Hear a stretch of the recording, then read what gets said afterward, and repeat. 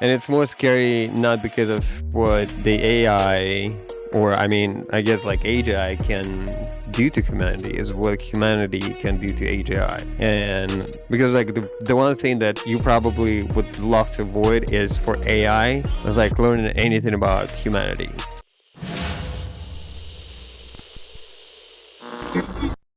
Arty, thank you for joining me on the podcast. Thanks for having me. Yeah, of course. So when I was thinking of how to start this episode, the first thing that popped into my mind was going back to the moment where I first heard your music.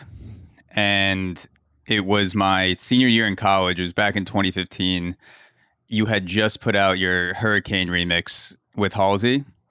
And at the time, just to give you my mindset, I went through a breakup like right around that time, and so I was in that mode where like you get through a breakup and it happens, and you're like, I'm gonna get over this in 2 days, and I'm just gonna like work out and run and like get it out of my system. Like I was blasting EDM, like running around campus, trying to like convince myself I was like, I'll work out, go party hard, and like within a weekend I'll be over it, which of course doesn't happen. It takes longer Doesn't than work that. like that. Yeah, it doesn't work like that. Yeah, But I mean, it's funny because like I probably around the same time I went through the breakup too. That was back in 2015. So it was quite a memorable year for sure for me.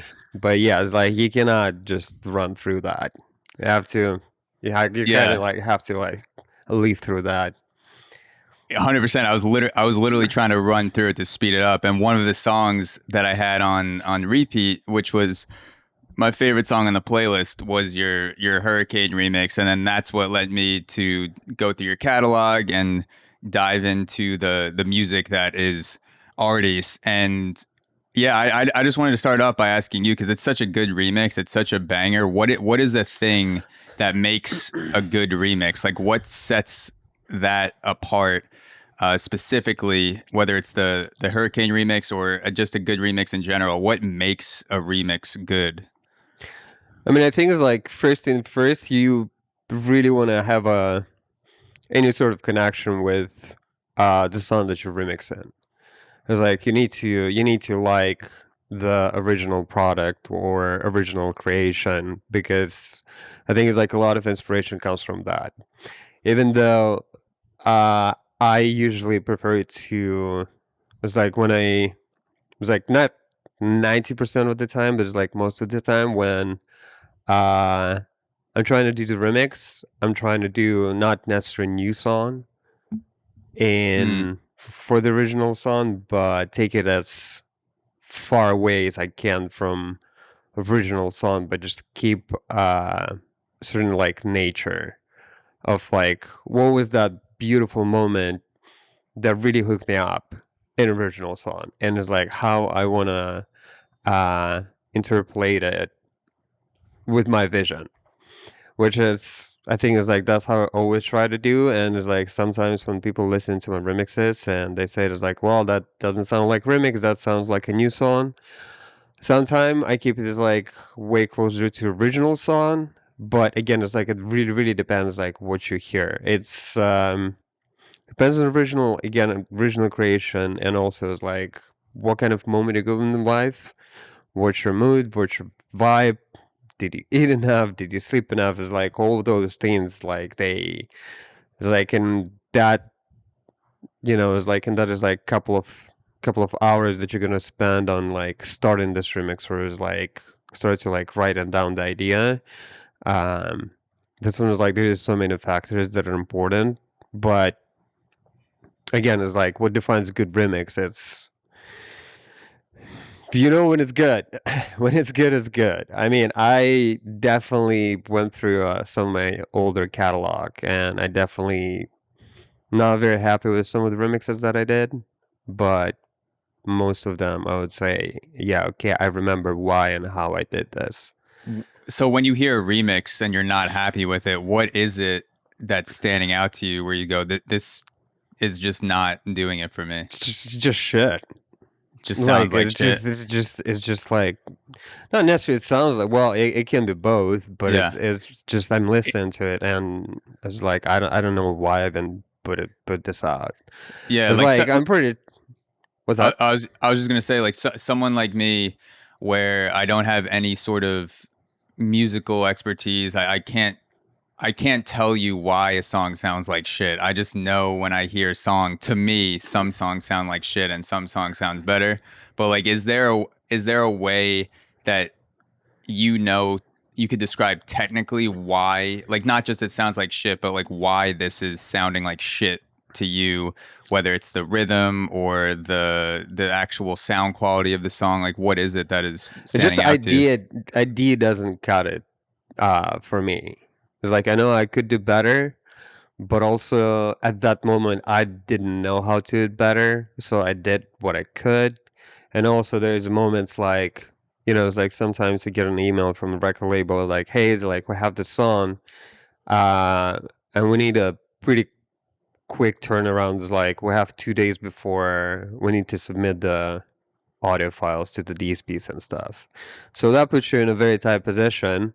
And sometimes there's some good stuff coming out of there. It's like, because when you work under pressure, it can be good. But at the same time, when you work under pressure in a very, very small time frame, uh, the outcome can be pretty poor. I Mm, would not necessarily say it's like there's like one specific remix for the song that I would say is like I don't want to have in my catalog. mm. But some of the remixes I can judge pretty harshly. And it's not necessarily, again, it's like it's not just the technical aspect, it's just overall feeling. Just sound doesn't do it for me. It's just like a feeling that you get when you listen to it, that something, even if it's not a concrete piece of the song you can parse out and identify, there's something about it that just doesn't feel right. Yeah. It's like it just like it's okay. This I could do this better, I could do that better, I could just say no to making this remix because original is already good enough. Yeah. Yeah. So you mentioned the emotional state, or like being hungry or being tired affecting the creative process. How how much does your attitude and your perception in the moment determine how a song ends up? Like, if you for whatever reason you decided to fast one day and you're like, I'm gonna try not to eat till 2 p.m., and then you're just more irritable, you're cranky, like you fucking, I don't know, you curse out your mom or something, I don't know. And then versus like another day where you eat, you're more relaxed, everything's going right, your favorite TV show's on. How much from that day-to-day emotional fluctuation does that affect the things that you make? I mean, it affects a lot. If, it's like if I'm calm and, I had like 2 or 3 meals at the same day and I have my favorite TV show, most likely I'm not going to work on the music. Mm, And I'm just going to watch my favorite TV show because that's the thing is like, I think, not necessarily in terms of the actual hunger, but just like the artist, like personally for me, it's like I need to be hungry for the music and I need to be in a certain state of mind where it's like, okay, I know. It's like if I start the studio session today, that can be easily anything between 12 and like 25 hours. really? And 12 and then, 25 hours yeah, straight? yeah. Holy shit. I mean, I think the longest studio session that I had was 54. Days? Hours? No, 54 hours. No, I'm No, just kidding. 54 days. That would be. I mean, I'm saying it's like basically with no break. Maybe it's like 10 minutes for is like bathroom or something like that. Yeah, if you did 54 days, that would be in the Bible, like the story of Jesus I walking mean, through the desert. But I mean, I 54 hours definitely. is still a shit ton. I mean, 54 are like consecutive hours. That's the difference. It's like I was working on a Alpha 9 album. I need to take it to the finish line, so I went to the studio on Monday morning. I think it was like 7:30 in the morning, and I left the studio on Wednesday 6:30 p.m. Jesus And all Christ. the time I was just trying to finish the album, making sure that everything uh, is accounted. It sounds exactly how it's supposed to, like how I see it. And in those moments like that, I think there's just like certain certain threshold for me where, it's like, for instance, I have this remix that I want to do, right? And it's just, or like original song that I want to do, and it just doesn't work. Like, I tried different things. I think the chords are alright. I think it's like the drums are alright, but it's like for some reason, like when you listen as its whole, it just doesn't, like, it doesn't work for me for some reason. And what I figured, and what I learned throughout all this year is like everything that I need to do, and that's just my personal thing, the way how it work. I just keep pushing, and eventually it's like it can take like 8 hours, it can take 12 hours, it can take 16 hours, but at some point it's like you listen to the demo and you're like, okay, it works now. It literally, it's such a special moment. It's like you cannot even notice it when exactly it works. It's like you cannot really say it's like when you're passing out, right? But you can definitely say when you wake up. So it's like that moment is kind of transition between like you're is like passing out and waking up. It's like you passed out, you don't remember how, but it's like when you wake, it's like everything starts to make sense now. So you're literally fluctuating in between on the verge of passing out, and like you're in the studio. You're saying like you pass out in the studio and you'll wake up in the middle of something? No, I'm saying it's like you don't really notice the moment when you pass out. It's like metaphor. But you do remember the moment when you wake up, like very clearly. So it's like for me, it's the same thing when I need to push in a studio, but it's like that moment when it's like a song just doesn't work for me, or the idea doesn't work for me, till the point where ideas start to work. And it's like all of a sudden it's like it just works, and you're like, holy shit, this is actually so good. It's like, but what was missing is like, okay, there was some couple of elements missing here and there, some drum fills, some was like pads or whatever it's that. It's like it can be technical thing, it can be like melodical thing, it can be anything, but it's that kind of mentality that I've been having for, I don't know, at least like 7 to 8 years now, where I know is like if I want something to work, I need to work hard. Sometimes ideas like come up in an hour or 2 hours or 3 hours, but not every single time. Every day is kind of different. Yeah, so it's like when I think I get it. Like when the idea, when the song is not going well, that's like when you are trying to remember the point where you fell asleep and you don't remember those points. But when it starts to click, that's like the moment when you wake up. You just remember when it clicks, and that's pretty much all that matters. Exactly. Like the song just needs to click. Once the song clicks, we're good. Yeah. And then you just need to take it to the finish line, which is completely different story though. Yeah. One set, there's an annoying pop-up on my laptop. I'm just gonna close out of it. Yeah.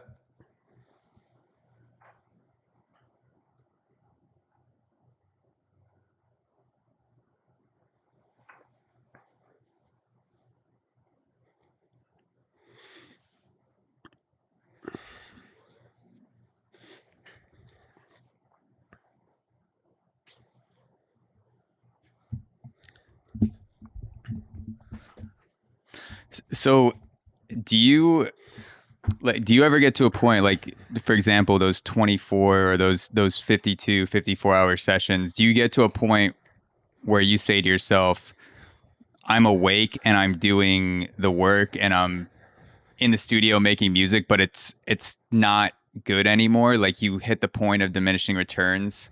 Like, because I'm trying to compare it to things that I've done creatively in the past, where for me, if I'm not awake or if I feel tired, my work just falls off a cliff, whether it's like editing or writing, and I'll go to sleep. Like I'll give in to the sleep. I haven't pushed past the overnight work session in years. So for you, do you feel like it's still good? Like you're still making good things deep into those sessions, like 10, 20, 30 hours?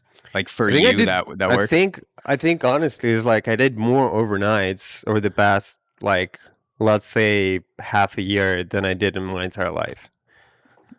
Wow. So it definitely works. Yeah, it's just like also uh, when I work extensive hours, it's obviously I would not recommend it to anyone. It's unhealthy, and you need to be accountable for the actions that you do to your body and to your mind. But I can tell for sure that it's like there's a certain patterns in a way when you work extensive hours that you're probably gonna be in a urge of like literally passing out sitting in the studio, but there's definitely second wind and it exists, and there's definitely third wind and it exists. And it actually like in those moments, like when you actually catch in second wind, um, it's kind of revelation. It's like all of a sudden everything becomes crystal clear, and you know exactly what you need to do. Yeah. And it's like, okay, I have this idea. It's like I have this arrangement. Now I just need to like take it to the finish line, and the track is gonna be done. And you do that like in 5 6 hours. And it's like Yeah. entire thing is like it's done.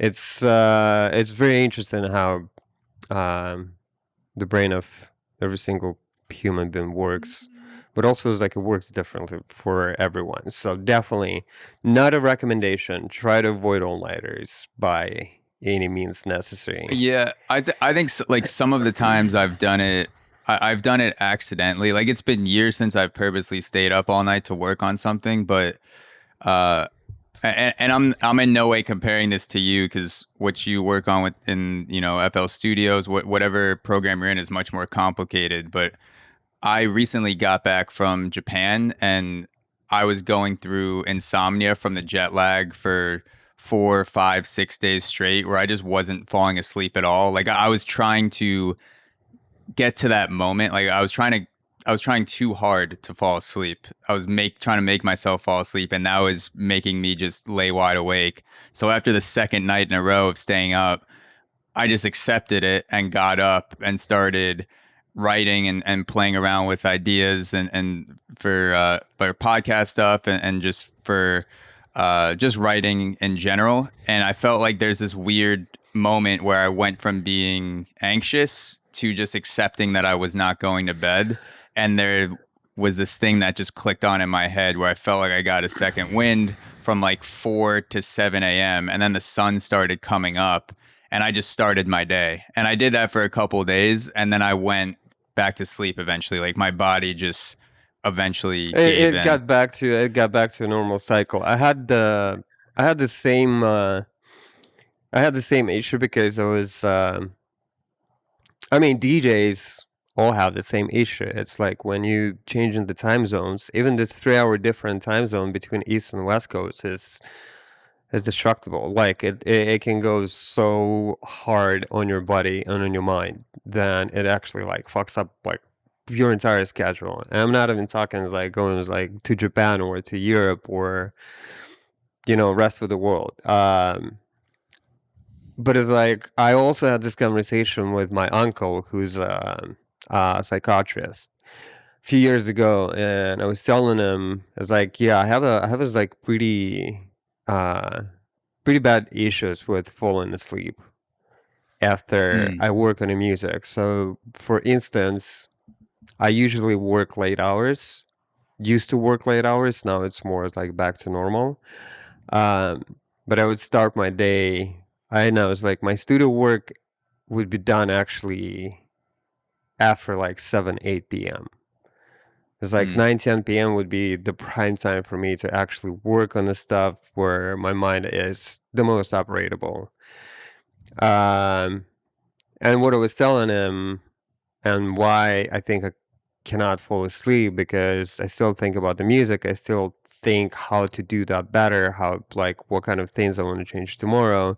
So it's like your mind is racing and it's really, really hard to calm it down after, you've just been staring at your computer and working on the same song for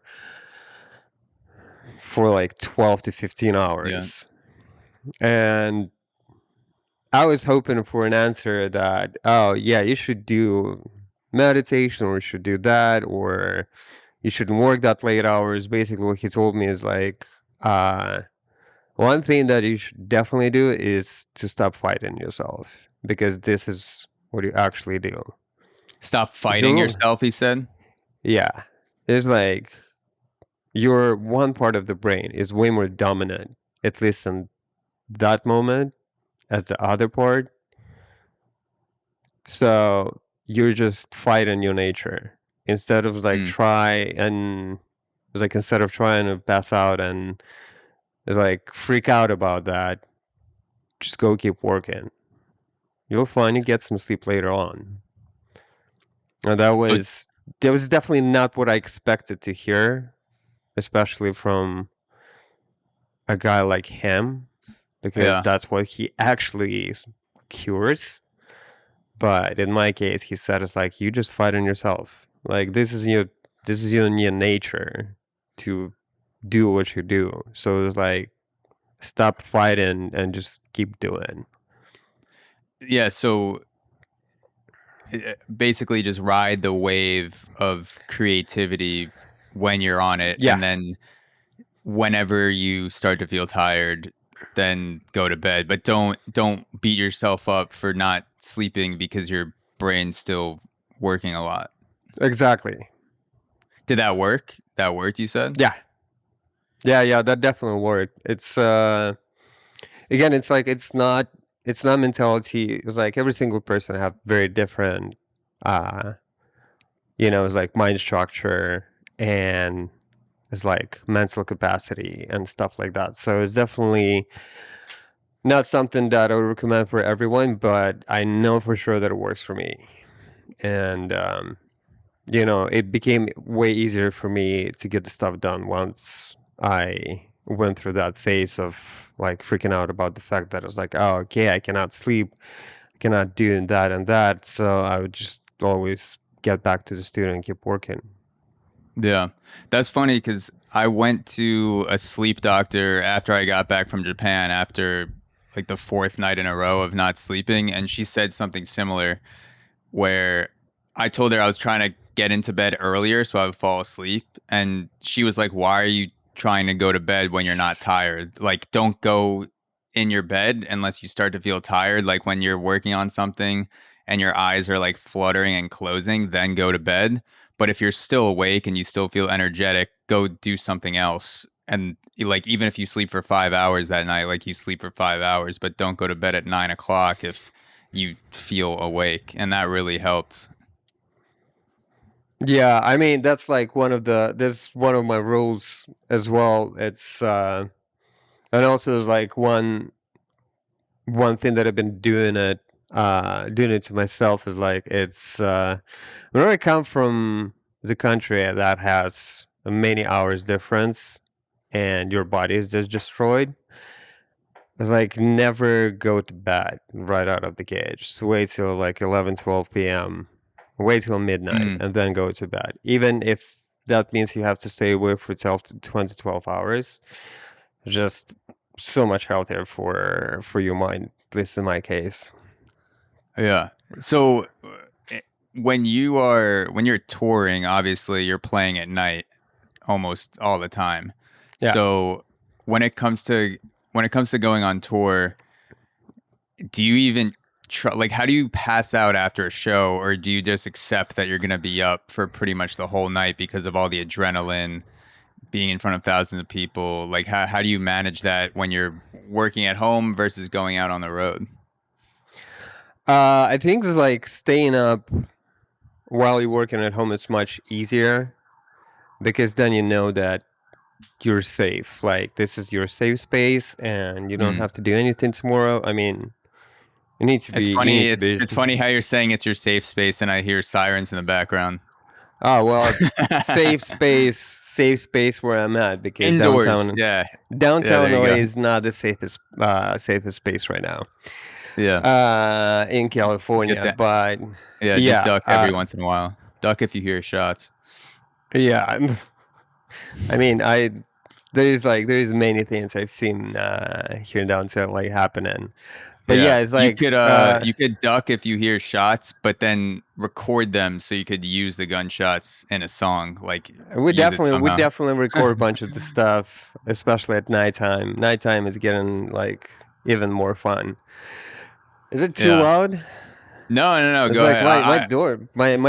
my door is shut. That's what's crazy. Is like it's just like that part of downtown late No, here no. is like I it's just heard it. extremely I just heard loud. it in the. I just heard it in the background, but I can hear you loud and clearly. Okay, good. Yeah, so basically, yeah, the home is a safe space for me. And you know that you don't have to travel the day after that. You know that the bed is always there. You know that you can lay down, you don't have to overthink it. With traveling, it gets much trickier because you have the schedule, you have like multiple flights, you need to be up by a certain time. You don't have the privilege of, it's like, okay, well, today I'm sleeping until 2 p.m. because I went to bed at 5 in the morning. You don't have that privilege anymore because most likely need to travel the day after that. So Mm. it's, and also, by the way, it's like adrenaline is washing away pretty fast after the show. It's very present in the moment, while like once you're on the stage, but once you're off the stage, uh, usually I have no problems falling asleep after the shows. Mm. If it's not 7 in the morning flight the day after that. That's that. I wasn't expecting that. I would have expected it to be. I'm just trying to imagine. Like I've never been in that position where I'm performing in front of hundreds and thousands of people. I would think that the adrenaline would keep me up almost the entire night, and then I would just either try to sleep during the day or just start my day. But for you, the adrenaline dump happens pretty quickly. Yeah. Oh yeah, yeah. And once I took out the sugar for Red Bull out of my rider, that helped a lot too. Yeah. So I don't What's consume like too much caffeine. what does your rider look like right now? Uh, I think it's pretty. Honestly, it's pretty standard rider. It's just a bunch of the liquor, some beers, water, and my favorite tequila, 1942. I would have expected vodka from Russia. I mean, I know that's there stereotypical. there is vodka in there. Okay, good. Yeah. What So what there's a bunch of this stuff in my rider, but it's like trust me, it's probably is like 90% of it. It's yeah. not being consumed. Do you like to go on stage with a buzz where you have one or two drinks, or do you go on completely sober? I usually prefer one or two drinks. Yeah. I played, it was like I definitely had a moment when I played completely sober, and it was a very different experience. But Mm, also, it's like what I noticed, especially over the past year or so, I don't drink as much anymore. It's like literally mm, need just a few drinks, and then I'm calling it a night. Because it also you play the show, and of course, if you're with friends, and I'm performing somewhere in California, like in LA, where it's gonna be like 20 or 30 friends always at the show. I mean, this is pretty much turns into like frat party. yeah. And yeah, you most likely gonna be end up in having a big hangover the day after that. But it's like the more you drink, it's like the more it affects the sleep the same night. So trying to avoid it. Yeah, I feel like the 1 to 2 drinks is perfect for creativity. I feel like it's it opens up my brain in a way where I might be too afraid to say something or go after an idea that I would be completely sober, but I'm not so fucked up that it's gonna come off sloppy. And For me with podcasting, obviously it's one-on-one, but I want to be on a similar level as my guest. So if my guest is sober, I'll probably record sober. If my guest is drinking, I'll drink a little bit or whatever they want to Yeah. do. Do you feel like that with if like you have an insane crowd and obviously people are drinking, do you feel like it helps to be on the level of your audience? Like you connect to them in a way because they're fucked up and like you're also a little bit fucked up. So you can there's like some sort of energetic back and forth going on. Whereas if you're completely sober on stage, maybe you don't feel that as much. I never thought of it that way. I think it just helps me as like helps me to shake off a little bit. Because I always had a feeling that it's like whenever I perform shows, like I know what kind of mood the crowd is at the moment. It's like very specific moments. So it's like I'm not trying to like, it's like in order for me to be on a level with them, it's like I don't necessarily need to do the same things that they do. It's like the only one thing that I need to do to make sure we're on the same level is for me to deliver what they came for. And this is my performance on the stage. Music-wise, DJing-wise, performance-wise. Yeah. So, yeah, that kind of thing. Do you feel like different cities have different personalities? Like, oh yeah, well, like Miami versus Chicago versus LA. You take that into account when you're making your set list. Yeah, absolutely. Well, it's more of as like the club or the festival or the show that I'm performing, but the crowd is very different. It's just different mentality as well. It's like people in California are very different to people in New York area, and people in Florida are very different to people in Texas. But I think that's the beauty of such a big and diverse country with so many states. It's like it's beautiful because you can.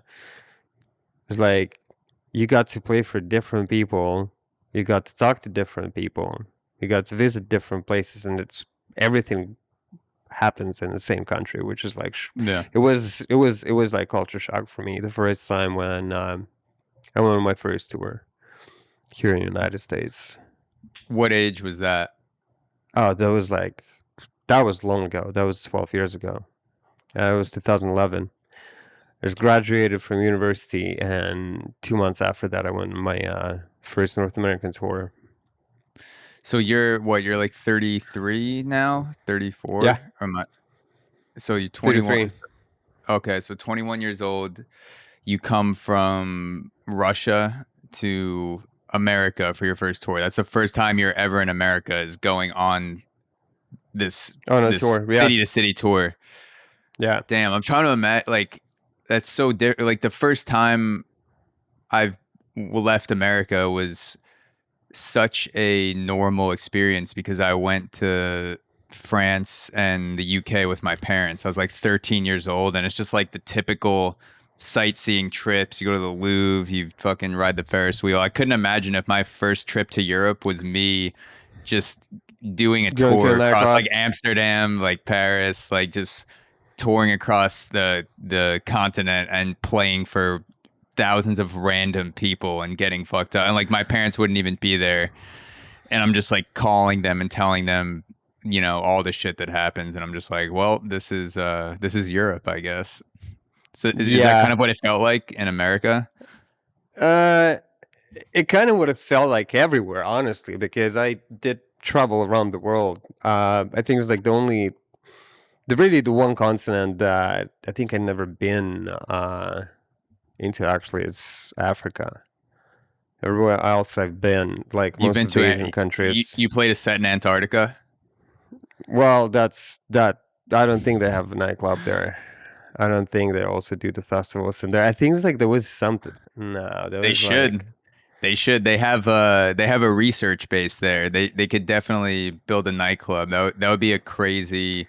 Just like you take a boat from the tip of South Africa to Antarctica, and you're raving the whole time, and then you get to the set in Antarctica. I mean, that would be fun. But in my experience, I mean, I've been traveling for 12 years, and that's the reason why I'm saying is like, it's like I got a chance to play for Mm, these people and talk to these people, because usually these people are what I can experience. mm, Besides going from the airport to hotel, try to get some nap before the show, go from the hotel to the show, play the show, go back to the hotel, and it's like most of the cases, it's like you're off to airport. It's like early morning. So yeah. it's like that's what I probably most of the times can see. Either it's a new city or the new country. So it's like the people that I see at the show and meet at the show, this is like a very, very important experience for me, because that's as much as I can know about the city or about the country. Yeah. So looking back on it 12 years later, is there a show from that first tour or an experience or story that stands out to you that sort of defines that tour? Just something like, for whatever reason, if 20 years from now you were telling a story about your first tour in America, this would be a story you would tell or an experience that stands out to you.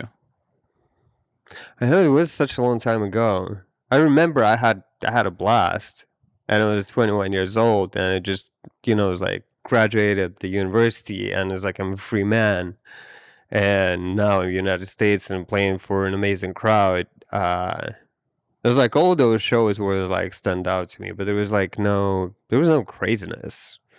They It all was kind of just blend together. yeah, they blend together. There was like no standout bad, which is very important. There is no standout fuck ups on my front. Uh, That's good. First tour, I yeah, definitely would have fucked that up for sure. I mean, I probably fucked up mixing a couple of times. Most likely, I'm still doing it, but Yeah, but I feel like that never really goes away. Like, what is the perfect set? Like, what does that even mean? Or is I that just like an honestly, unattainable? Is that it's just like an unattainable thing that you chase that makes you feel like shit? I mean, I would say is like a perfect set for me is when I see when I hear DJ at least making is like one small mistake. I was like just one like little train wreck in a mix in. I was like, okay, this is perfect for me. Because this That's is really like good. I appreciate art of DJing. It's like without I mean, it's like DJs are different. It's like you more than welcome to use the sync button. So all your mixes, it's like your transition sounds perfectly fine. But it's like when I hear the humanity in the set, that's where I was like, okay, this is perfect for me. That's I fuck with. So the sync button is like a cheat code. It's like you can't mess it up, Kind basically. of, is. I mean, I never used it, so I don't even know how it works, honestly. So that's like the sync button with DJs is like steroids in sports. Like, some people use it, but no one ever likes to talk Nah, about it. no, I wouldn't say that. I wouldn't say that. It's like the steroids in a workout, in a workout environment is bad. The sync button is just there. It's like you're willing to press it and play with the sync button, or you're not. Yeah, So it really is like up to like every individual, yeah. the way how So you want to approach the set. yeah, so like it, and I'm trying to just understand it as someone who's never done it technically. But if you have songs lined up, the sync button is something that you can press that will automatically mix it perfectly Oh, and compared that's to you doing it manually. It's like I mean, automatic versus manual. it's not really. It's like you still need to play the track. You still need to mix it. Sync button just helps to synchronize the tracks together, like making Okay. sure that there's like on grid next to each other, so Okay. they So sound like So it's like you need to do a little bit less mixing. okay. So it just makes it a little bit easier. Like it Yeah, aligns everything yeah, better. but Okay. definitely this is not a steroids. That's Okay. it's not as bad, not even half bad. Yeah, yeah. I mean, I grew up playing baseball, so I heard about steroids, from the time I was like 12 years old until I stopped playing when I was 23. So, um, but yeah, it I didn't mean to compare like to say the sync button is like cheating or anything like that. That was just the first thing that popped into my head where I was like, oh, this is kind of like the thing that people do behind the scenes in baseball that they don't want to admit. And the sync button sounds like something that a DJ would use, but not want to admit, but not that they're the same thing. Oh no, no, no, no. I just had a pretty like funny conversation with my personal trainer about steroids. It was like a few weeks ago, and yeah, it just sounded so bad. I was like, why It's people would do it to themselves? yeah, yeah. I mean, I've known a few people who have done it, and I know a lot of young athletes do it without guidance, and that's what usually leads to people derailing their health and careers. Not that I'm not recommending steroids at all. I'm just saying like there are examples of people who have used it, but that are very technically sound and do a lot of research, have decent information, and they're not destroying their health while doing it. But I would never recommend it to any athlete in place of working hard or in place of, just like doing the shit that you should be doing anyway. Because chances are, if you're thinking about using steroids to get better, there's other things that you can do before you stick a needle in your arm. Like that's pretty drastic option. Yeah, that's the thing is like, and that's what my uncle used to say too. Is like if you can avoid surgery,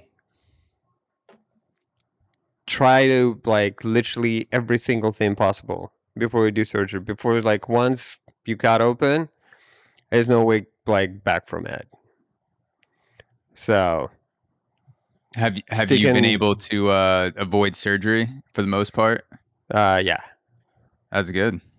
That's good. yeah, Yeah. not it's like there's definitely some things that I couldn't avoid, but so far so good. Thank God. Yeah. So I wanted to go back to Russia because you were Can we in. take a super quick break, a Yeah, bathroom yeah, break? yeah. Go ahead. Okay, I'll do the same thing. I'll be right back. yeah, I'll be back. Before we get on back to the conversation that we had, like you based in New York, right? Yeah. How bad Brooklyn. was pollution?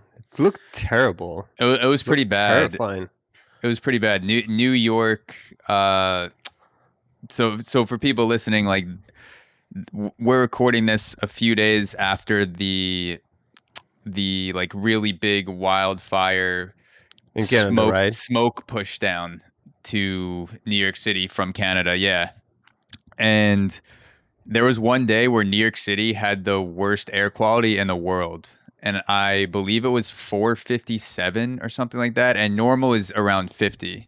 So New York was at 450, hovering around 300, 200 for a few days. The sky was literally orange during the It day. There looked was like not. one Yeah. of my favorite movies, Blade Runner 2049. Yeah. Yeah. That's kind of what It it looked felt like like. that. That was crazy. Yeah, it was orange during the day. There was not a cloud in the sky. And I remember I didn't really know what was going on at first. And this is when it first started getting bad. And I was kind of paying attention to the sky, but I'd just woken up and I wasn't really like fully awake yet. And I was meditating for maybe 20 minutes outside, and I went back in and I just felt a little bit weird. I wasn't short of breath, but I was like, oh, like it's kind of like it smells like a fucking like forest fire. Like it smells like you're in a camp, literally like roasting marshmallows. And my mom was like, That's "Did you just go crazy. outside?" And I was like, "Yeah, I was just outside." She's like, "Don't fucking go outside." I was like, "Why?" And she was telling me the air has all these particles in it that give people cancer. And I was just like, all right, well, This is wild. I guess I'm dead. Yeah. But yeah, now Yeah, it looks because like it's pretty much back to normal. okay, that's good to hear because I love New York. I love New York Love New too. York too. Yeah, I love New York too much. Like I was there like two last week actually. Yeah. Mm, Well, it was like a week and a half ago. Yeah. okay. So Yeah. How would you describe? Because we were talking about personality of cities. How would you describe the personality of New York crowds? I don't know. I mean, it's like first of all, I love my fans, and a lot of my core fans are based in New York, or is like close to New York area. So that show that I played like a week and a half ago, I've seen there's like 15 to 20 people in my fans. They were in my green room. We were taking pictures. Like we chatted a little bit before the show. We talked after the show, and I just love those people because I mean, this is basically the reason why I'm doing the music in the first place is because of them Yeah. and because of their support and because the fact that it's like you always it's kind of is like having a meaning in life, and it's like for me making music has a meaning because my music is meaningful to them, but also not because it was like also not just the music, but I got to know my fans much better. So I can talk to Mm, them, they can know me better, I can know them better, and that just creates like a very beautiful relationship where it's it's a two-way street. It's like I'm mm, not just making music because like I was like I'm good at it or I'm bad at it, but I just still love making the music. Like for me, it has much deeper meaning, and that's thanks to these people, yeah. honestly. W- So s- So I love the them. that Like that's my that's me describing fans in New York. I just love those people so yeah. much. So basically, you're saying you hate your fans. That's the sum of what I just heard. I love my No, I'm just fans. kidding. No, I'm just kidding. I No, so much. yeah, yeah. Shout out to all the fans I hate. So I wanted to go back to Russia before you even started making music because you're from Angels, Russia, or Engels, Engels, Russia, Engels. Engels, Yeah, Russia, and you said you left for the first time when you were 21. So yeah. you'd been in Russia until 21 years old.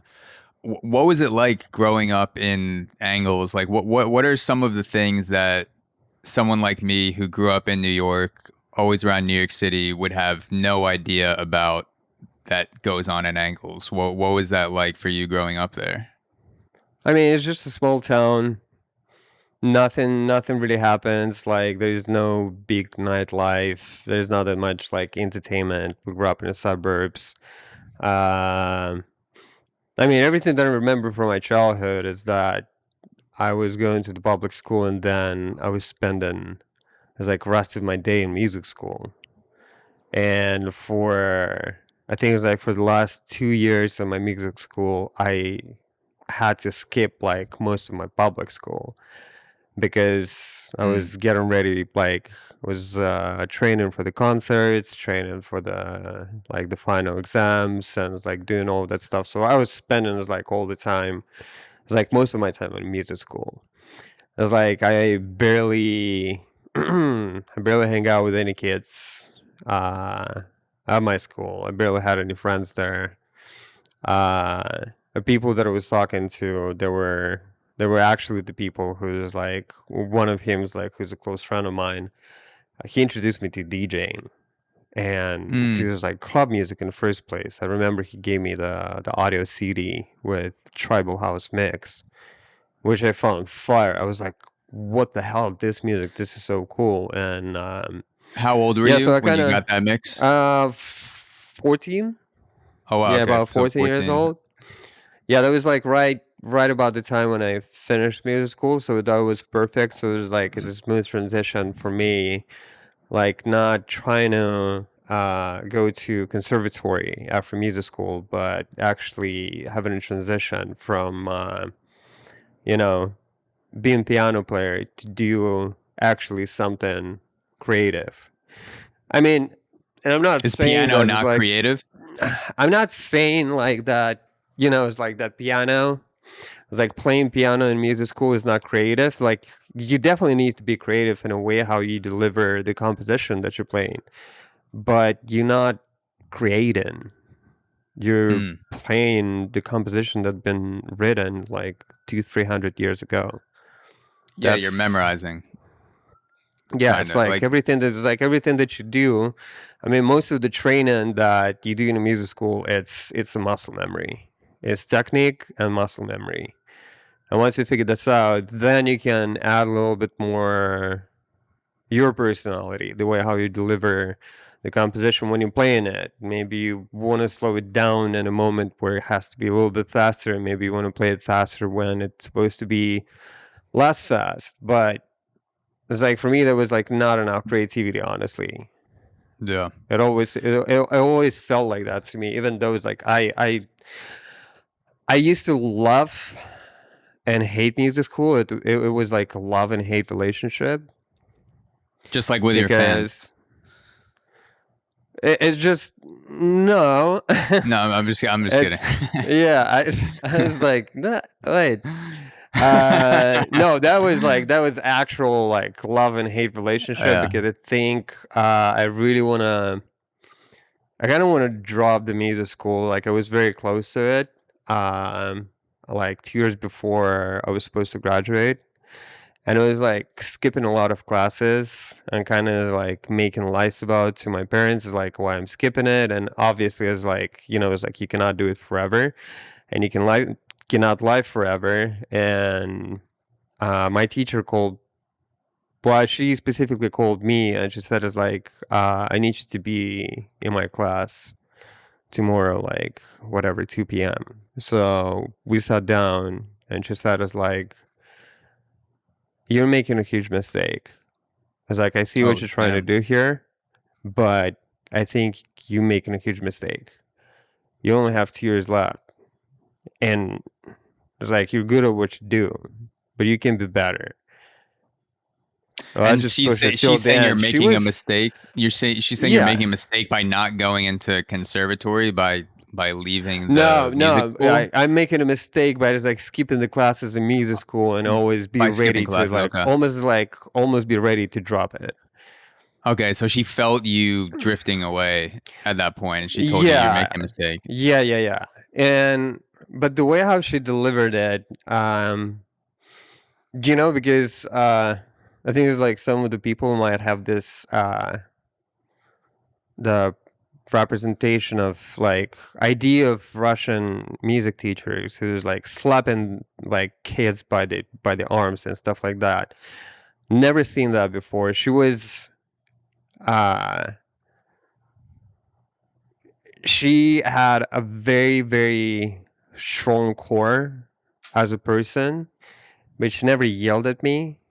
She never made me feel like I'm under-delivering or I'm weak at what I'm doing, or she was never shaming me. And it's like the way how she delivered like that conversation is like literally turned my mind around like 180. It's like after that conversation, I was so sharp in music school. I was like going to music school more than I was supposed to. And that was like one of the reasons why it's like I actually had to like skip most of my public school like for those 2 last years when I was graduating. So that brought you back to the piano more intensely after that conversation? Yeah. Oh yeah. 100%. Do you ever send this teacher videos from your shows?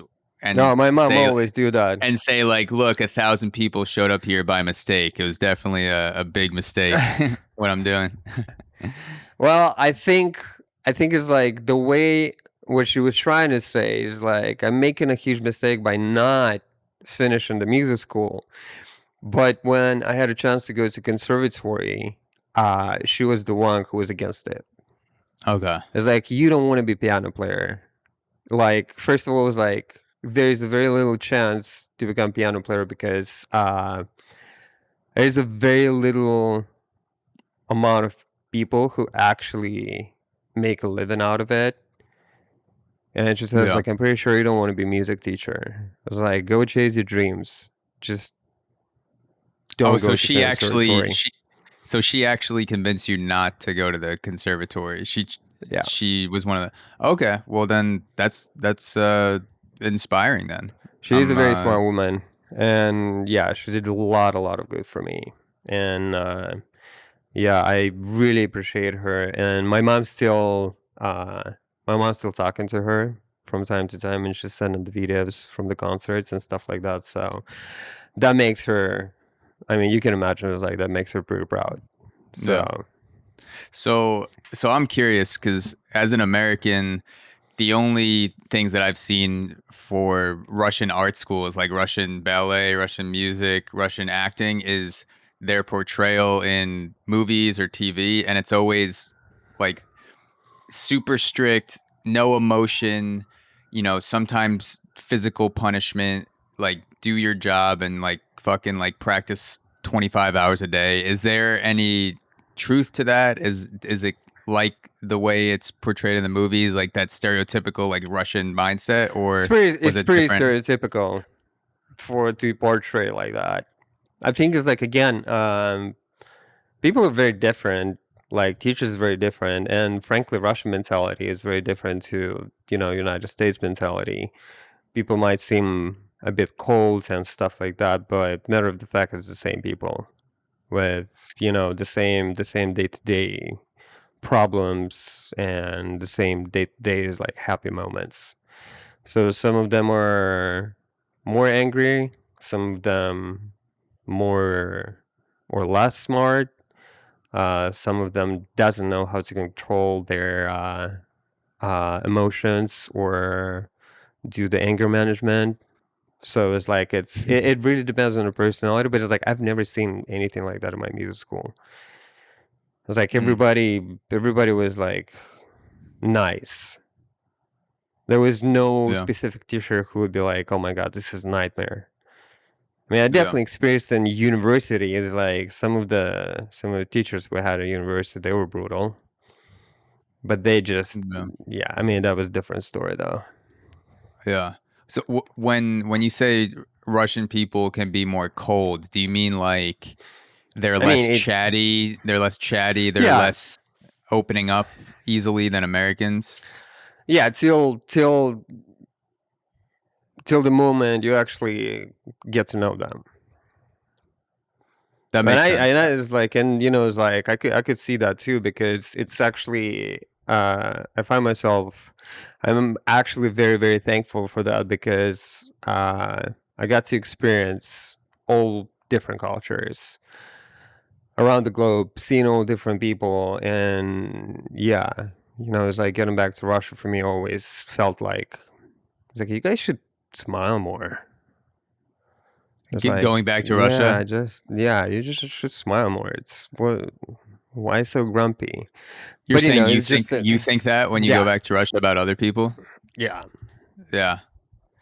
No, it's one of the things that I've learned through traveling, and I've been with a job. I can obviously travel more once I graduated college. So like the past 5 or 6 years, I've been lucky enough to go to a bunch of different countries, and I always love trying to figure out the vibe or the attitude of the mass of people, even though individuals are different. Like I like trying to kind of boil it down to just a certain way that people like to be in each country. So like, for example, Japan is generally like super polite, and no one talks on public transport at all. Like there's no communication. Everyone's on their phone.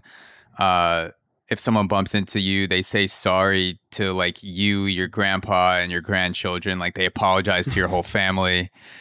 And back in New York, I love Japan, by the way.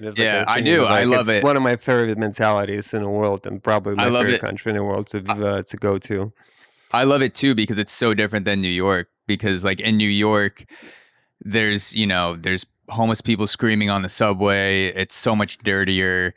You see a lot of action on the sidewalk. There are entire Instagram accounts dedicated to the crazy shit that goes on New York public transportation, and people are less polite, but I do actually enjoy that coldness aspect of New York. Like, I don't think it's that people don't care. It's that people are more, kind of like hustling, focused on themselves. They're not stopping every 5 seconds to talk to people.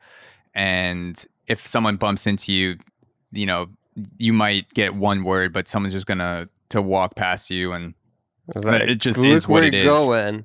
Yeah, I Yeah. mean, it's the thing is, it's like, and that's why I love New York too, because it never stops. It's 24-hour city, and that was the first city that I actually visited in United States, and I fell in love with it. Yeah, I took a cab from like JFK all the way to, it was like Apple Store on Fifth Avenue, Mm. and imagine it's like get into New York. It's like the first city pretty much outside my country and pretty much outside the town that I lived in. And you go into New York, and I was just like, I had my jaw on the floor pretty much 100% of the Yeah. time. It's like all the colors, the neon signs, and it's just beautiful. So many people as well. And I love the pace of the city. I actually tried to live in New York for 3 months, but that was like too pacey for me. Too It was like fast, do you think? too fast. Yeah. It was Yeah. like, especially after getting back from tour and trying to get some rest, like city just doesn't allow you to catch up with the rest whatsoever.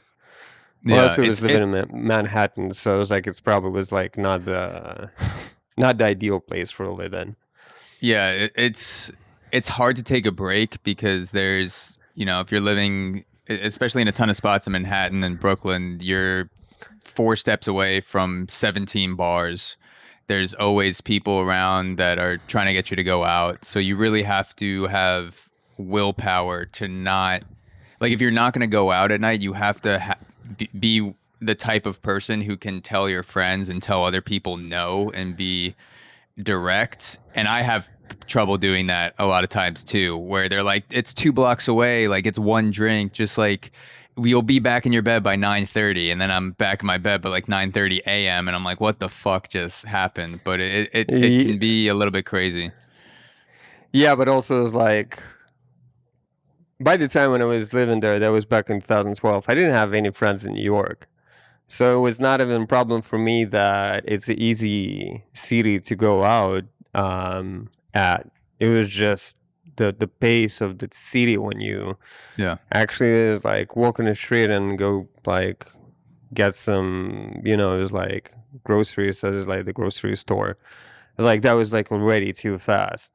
It was like just getting back from the tour, and like the city is even like faster than the show that you had like the night before that. So, but I still was like, it's still one of my favorite cities in the world for sure. Yeah. So to go back to that time in music school in Russia. So when do you start to get the idea that you're going to start messing around with electronic music? Because you're in the conservatory, you're practicing piano. I'm sure it takes over your life.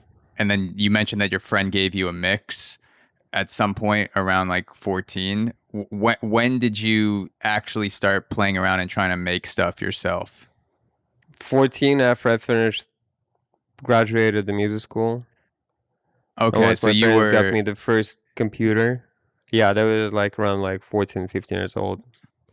Okay, so and then did you continually make stuff until you left for America at 21, or did you go in phases where you did it at 14, then you took a break, and then like you went back to it? I mean, it was like 14, 15. I was just messing around with that. I was doing all sorts of stuff. I think like music became a real priority for me while I was in university. That's when it actually happened. Especially as like the first 2 years, I was really pushing for, because like I had this like a strong idea in my head that's like, I do want to be a producer. I want to be a DJ. It's like it became so clear in my head what exactly and what actually I want to do in my life. So that was probably like when I was 16-ish, 17-ish years old. Okay. And ever since, I never stopped making music, honestly. Like, that was just pretty much every single day thing. So how did you get connected to the dance music scene in Russia? Because I heard you say in an interview that you didn't have internet until you were 19 years old, which Yeah. is fucking crazy. Like, and when you're making music, obviously you want to connect with people, you want to put your music out there so people can see it. How were you even connecting with the music scene before Well, I that was not without gonna. internet? It's just stuff like that. Is like some friends giving you the CDs, or is like then it's like USB with the music, because there's literally was like no internet till it was Yeah. end of 2008. That's when I got just like, okay, now I can do stuff. And literally once I got internet at our home, at my parents' place, I signed my first release like 3 months after that, because Mm. I had a like finally I had an opportunity to actually send my music out to the record labels. I mean, it changed everything for me for sure. And then the connection is way simpler. Is like you just have access to the internet, and just like you listen to the radio shows, and you know you see people's reaction, you read the comments, which sometimes is helpful, sometimes it's not. It is like up to again, it's like every individual. But I catch it like I did catch up pretty fast. And yeah, since 2009 my release schedule was pretty much constant without Mm. it was like I'm pretty sure there was not a single year when there was no music out, especially like in the past like 6-7 years we had so much music. It's Yeah. insane. Yeah, but that's crazy that you were able to get to the level that you're at right now when you weren't even on the internet until 19 years old. Like, because you're making stuff every day, you don't really have a way to send it out to people, and then all of a sudden, like I'm just thinking about some of the music sites that I would go on when I was in high school back in like 2011, 2010, and there was EDM.com, Camelback Music, Good Music All Day, like downloading shit off LimeWire. You weren't able to put anything on any of those sites until 19 years old. So you just had Yeah. music just saved up, ready to Yeah, ready to pretty put out much. there. Yeah, pretty much. Damn, Yeah, I think it's that's like the crazy. first thing that I actually used for where I registered myself was MySpace. I completely forgot about this platform even exists still. That Yeah. was a good times. Yeah, those are like the MySpace times. I love those times. I just missed MySpace with my age cutoff because Facebook came out for me in 8th grade, and I remember hearing about MySpace, but then that's when everyone switched to Facebook. So I never really got to enjoy the the true height of MySpace that I hear people talk about. I think I had like pretty good year or two till MySpace decided to do redesign, and basically they just killed their platform. Yeah. Do Tragic. you do you ever hear the stand-up comedian Dane Cook in America? I heard, yeah, I heard of him. So just with MySpace, this popped into my head, but he was a comedian that came up in Boston, and he was the first guy in comedy to use social media in order to leverage his fans and leverage his shows. So he would literally go on MySpace when no one else was paying attention, no one else in the stand-up world, and he would message people directly and put like clips up, message his fans, talk to them about shows, read the comments, like do all this shit. And he had one of the fastest rises to playing Madison Square Garden of any stand-up comedian ever. Like he went from playing clubs theaters and stadiums overnight. Yeah. And when I hear him talk about what was the biggest thing that led to that, obviously he worked really hard. He was a comedian for over a decade when he played Madison Square Garden. But the thing he always talks about is he was insane on MySpace. He was just an animal going back and forth with his fans, promoting shows, promoting his own shit. So when you mentioned MySpace, that popped into my head where I'm like, oh shit, Dane Cook like always talks about that. Well, that's the power of social media right there. Yeah. And that was when no one else had an option. That was when it was like pretty much MySpace. Now there's so many different platforms that I feel like it's almost too overwhelming many at this point. Yeah. Yeah. Too many, overwhelming for sure. Do you remember the first show that you played? Because you said the first tour was America. Do you remember your first big show? The one that pops in my head like right away, I would say there was a State of Trance 500 and Den Bosch, the Armin van Buuren's festival, well, radio show that also the offline show. Yeah, that was insane. I was still in university, and I had a bunch of the exams like on Monday that I was supposed to prep for, but because I had the show on Saturday in Holland, I was lucky to pass those exams because to get lucky with the questions that had been asked, but obviously didn't care that much about it because I just couldn't forget the picture in my head. It's like thousands of people in front of me, and I'm playing this crowd for the first time, and it's not 200, 300 club. It's like 15, 20,000 people in front of you. Yeah. Scary. It was scary, but also like an amazing experience. And that's your first show. 15 to 20,000 people. Well, not my first show and as a DJ, but it's like the first, like your coming out party, pretty much. Yeah, it's like the first show that I clearly remember. That was like, okay, that was like the show to remember. Do you when you're on stage in front of that many people? Do you remember the bodily sensations, thoughts running through your head? Like, what does it actually feel like physically and mentally to be in the driver's seat of that set?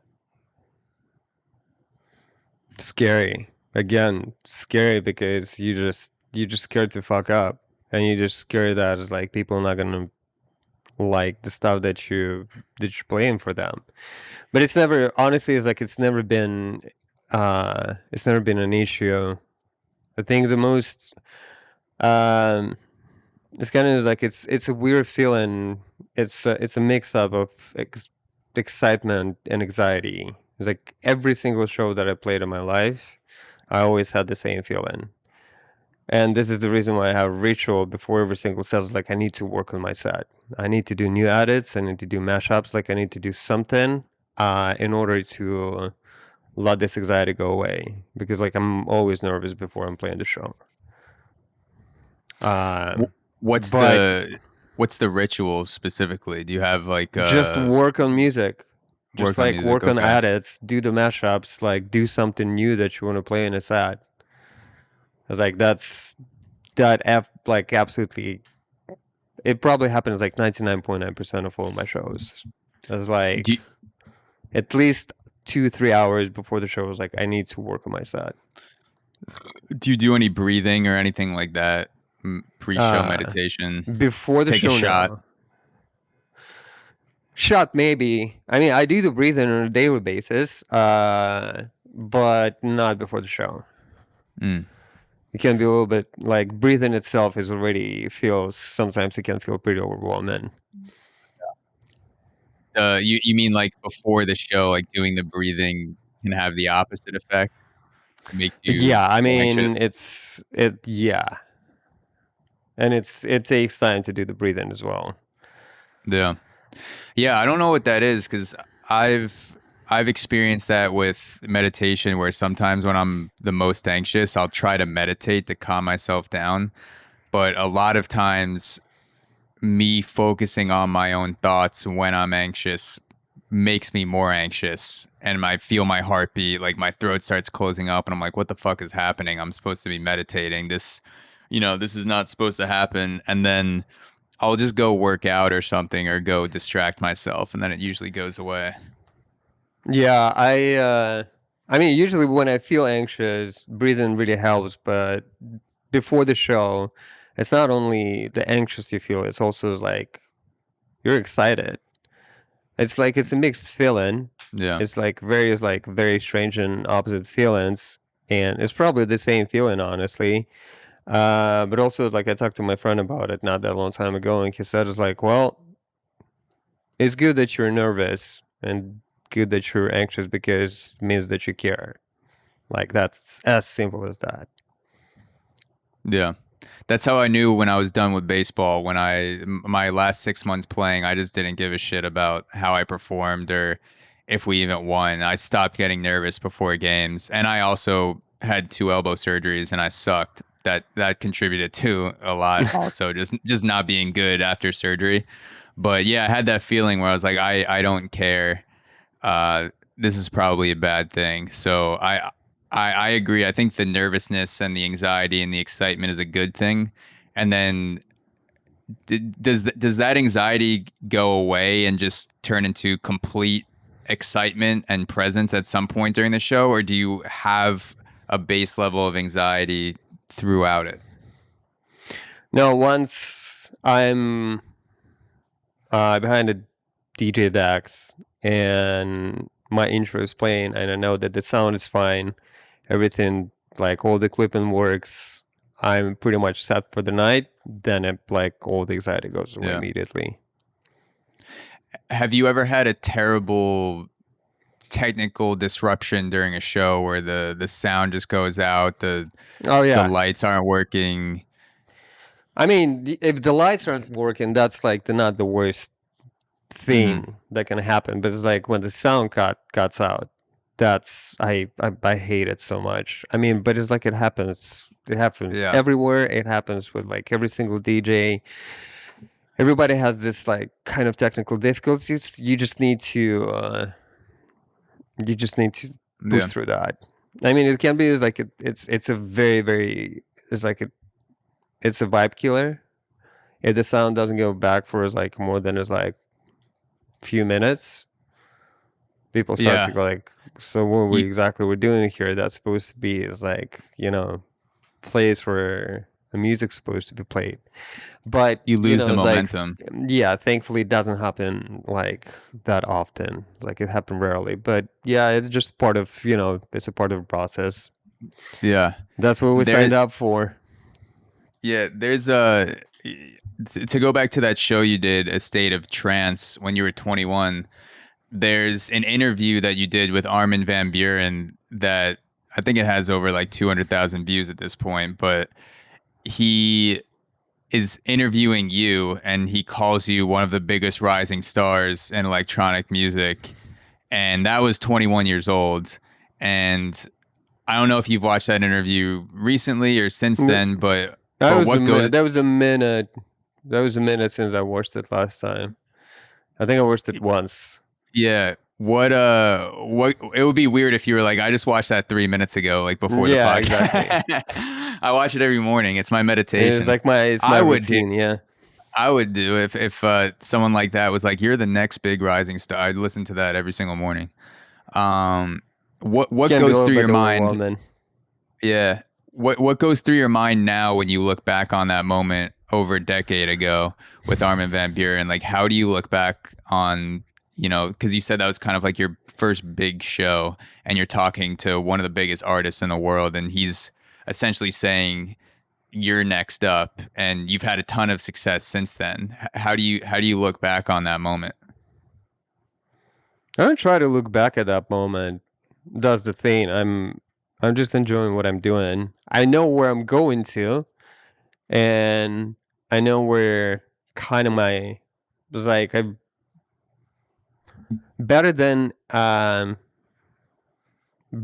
like any time before. Is like I know where I'm going to right now. Like I know my path Yeah. forward, and listen, it's like it's nice to like it's amazing to just like once in a while to have this nostalgia feeling. It's like and watch those interviews back and re-listen to some of the sets. Um, but it's like thinking about those kind of moments for me is more about the memories that I made on the stage and how Mm. awesome was that and what kind of splash that show did, for my fans and for just the music listeners in general, and how Yeah. amazing it was be there to perform on a such a like on a such a huge show and be like personally invited by Armin. Like I'm still thankful to him for this show. But this is like that's enough memories for me from that show, and it's like I'm not really. I don't think it's like it's really healthy for the not for any artist, but for me personally, is like it's not really healthy to is like think too much about the past. It's like either it's bad or good.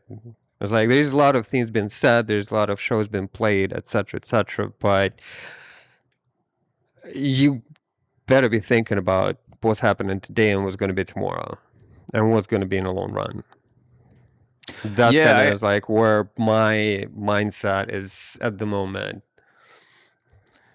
I agree. For me, I think dwelling on the past too much takes away from enjoying the present, whether the past is positive or negative. I think if you're always going back to memories and trying to relive the past, then it's taking away from the present moment and also the plans to move forward in the future. But I do like every so often being nostalgic, thinking about a certain time. But if you start to do it too much, then I feel like it fucks with you of like you're trying to get back to a certain point rather than let your life play out in the present and just like go like try to continue and move forward rather than try to re-engineer some success that you've had in the past. Yeah, and that's exactly what I'm saying. And listen, Yeah. is like our brains have only a certain capacity. So it's like the more you think about what was in the past, uh, the less you're gonna have capacity to think about like the present and future. Yeah. And it's like also like I think it's why reliving the past is a too much is a bad idea, is because the more you think about the past, the more you question yourself. Mm. At least it's like it happened to me. It's like when I was thinking about the past and I started to question myself more and more. Is like if that was the thing that I did right, is that was that thing is like that I said wrong and etc. And it's like, and this is not the questions I should ask myself while I'm sitting like in this chair, or it's like I'm laying down in bed, or I'm sitting in the studio. It's like you need to think it's like 1,000 steps ahead, Mm. not like 10,000 steps like we were before. Yeah. So I wanted to ask you about Avicii because obviously he was one of the biggest losses to the dance community and the music community in general. Um, that when he tragically took his life back in 2018, and I wanted to ask you when you see an artist like Avicii who experienced the cream of the crop, heavenly success, yet his life ended tragically. How did you react to that? Like, did that cause you to reflect in any way? Did you think about your own life and routine? Did like was there anything that was kind of running through your mind when you got the news of that Well, happening? it was a big personal loss for me in the first place, not as just an artist, but as like an amazing human being that I personally knew. Yeah. And, it was like, and I played like a lot of shows with him.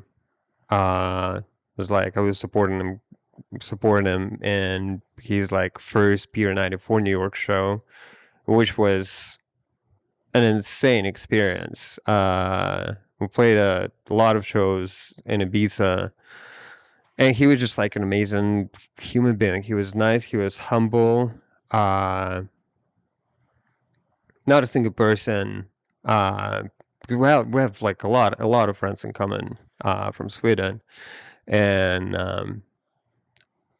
not a single person had anything bad to say about team.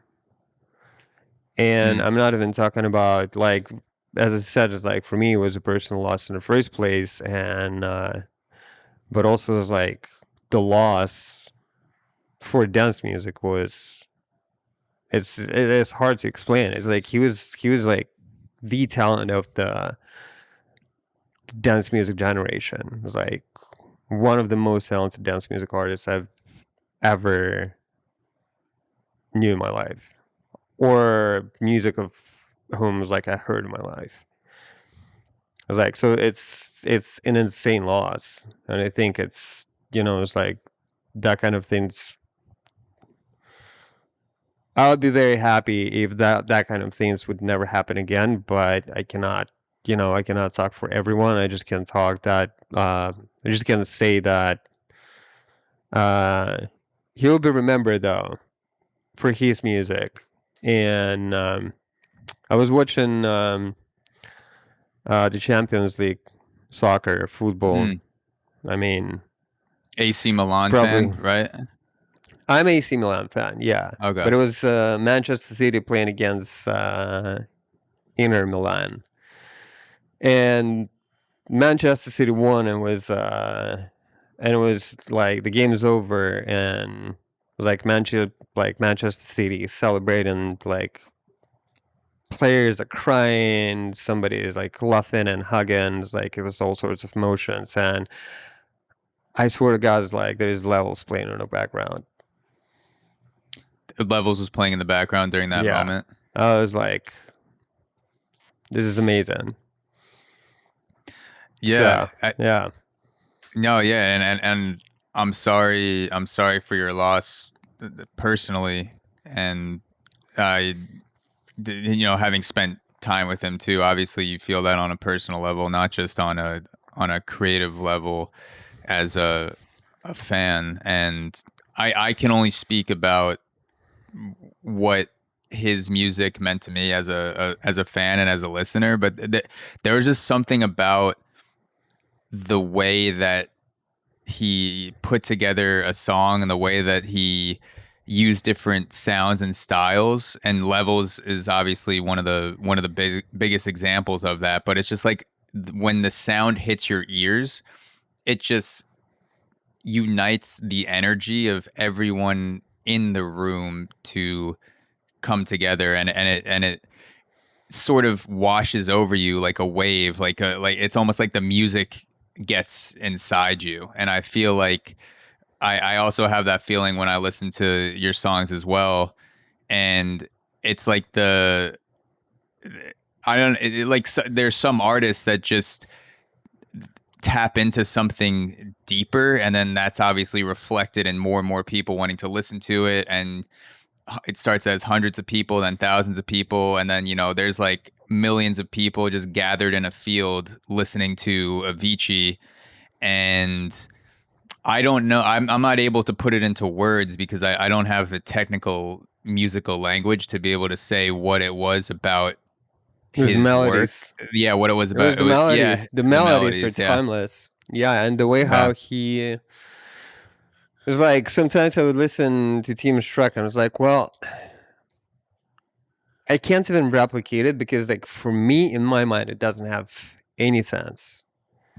Then when I listen to the song one more time, it's like, okay, well, that's why it doesn't make sense for me, because like I don't have the same sense of the melodies the way how he did.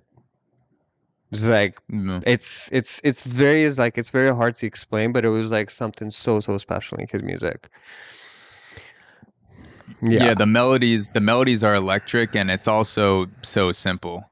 Like when you think of the the melody for levels when you're like da na na na na na da na na. Like you could teach a 5-year-old how to play that on piano in like 5 minutes, like just pressing the keys da na na na na Yeah, na da na. And but the it's so simple, simplicity. but it's so good. And not to say that like obviously it's extremely hard to make that work in a song, but I think the simplicity is what rings in people's ears that attracts them to it, because you can wrap your soul around it, you can wrap your energy around it, and it's the simplicity gives it power and resonance. Yeah, and also simplicity, like the simple melodies. To actually make simple melody work is the hardest part. It's like make simple music uh sound good and not repetitive, but it's repetitive enough so it doesn't get like annoying. It's like you need to have some serious talent for that. Yeah. It's like it's and honestly it's like it's way harder than it sounds like. Yeah. No, I trust me, like I'm podcasting is like there are a lot of times where take 5 minutes to say something that someone else can say in 10 seconds, and they're both the same thing, but one person is just better at simplifying it. No, And 100%. that carries over in music, that carries over in writing, that carries over in any type of art that you're doing. Is that I feel like part of the creative process is learning how to like first becoming really good at it, and then learning to chip away at the things that you don't need and kind of chisel it like a statue. Yeah, absolutely. That's When the art. That's it's like beauty and another aspect of the music that is like yeah. also art to be able to as like trim down the things to is like it's absolute core and absolute like fundamental without having anything extra on the top of it. So for your creative process, when you're going to write a song, there are, I imagine, endless decisions. You could literally make billions of decisions to start a song, and then from there, take a billion more paths to get to the song that you end up getting to. But you choose a path, and you have to choose, or else you never make anything. But like, how do you even know where to start? Do you hear something in your head? Do you play around on the keyboard? How do you even start that path off to the point where you feel confident and then making the next decision, the next step in building it? Uh well, most of the songs for me starts with melodies. There's very rarely it would start with drums or the bass. It's like it's always melodies, and most of the times it's just like I have a melody that's like stuck in my head. So I sit down and I lay down the melody in a project, and I start to build the track around it. It's like that's like literally 99% of the tracks that I made. Same thing goes to original songs, and same things goes to the remixes. It's like with remixes, I was like keep thinking about original song, and at some point it's like melody just pops in my brain, and everything that I need to do is just to actually transfer it to my workspace.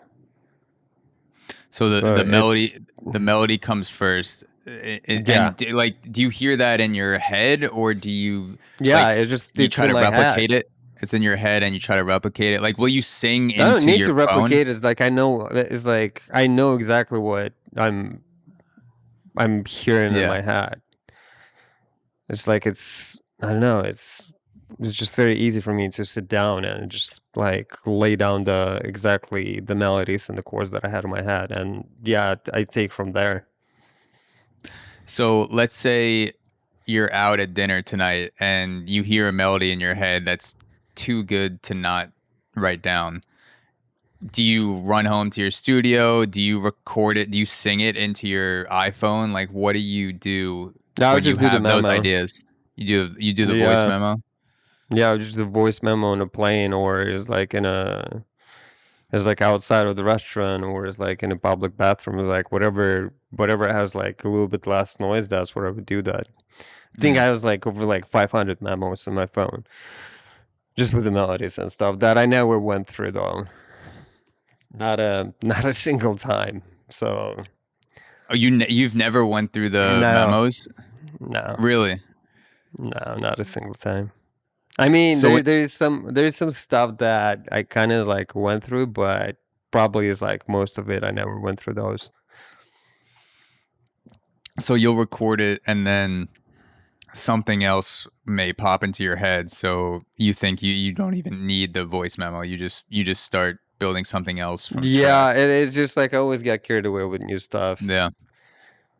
Yeah. So I wanted to ask you about video games because I saw you, or not, so I read that you were very passionate about World of Warcraft recently. Yeah. I mean, I So used to be very passionate about World of Warcraft. Yeah. so you said that World of Warcraft inspired me a lot, World of Warcraft inspired me a lot at that time, and you were talking about in the past. Inspired me in terms of fantasy worlds, dreaming worlds, and different creatures, and I think that reflects in the music. What is it that you find beautiful about World of Warcraft and video games in general, and how do you translate that to music? Like how is that reflected in the things that you make? I just love fantasy worlds. I love something that you don't get to see outside of your window. You know, um, it's just I know there's something magical about it. It's like I wanna with World of Warcraft when I was playing it, I was still in school, and it was just so Yeah. magical. Like it was just a gateway to like some entirely new fantasy world where I can be whoever I want to be and then explore mountains, dungeons. I can play with my friends. I can just like go and do the fishing. And I'm not saying it's like you cannot do the same things in real life, but it's like you cannot fly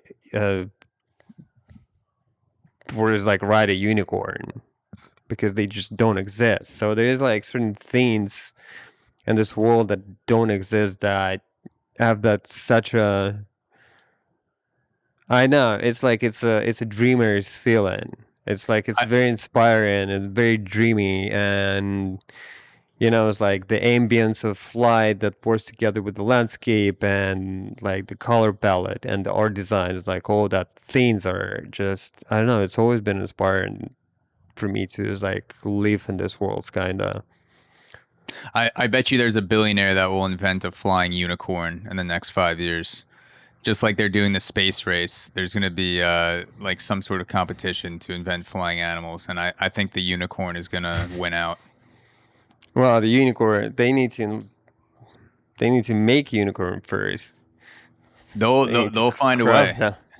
They'll find a way. Billionaires do a lot of freaky shit behind the scenes. They're gonna breed a horse with a walrus, get the horn to stick out. Something they'll do experiments and figure it out for sure.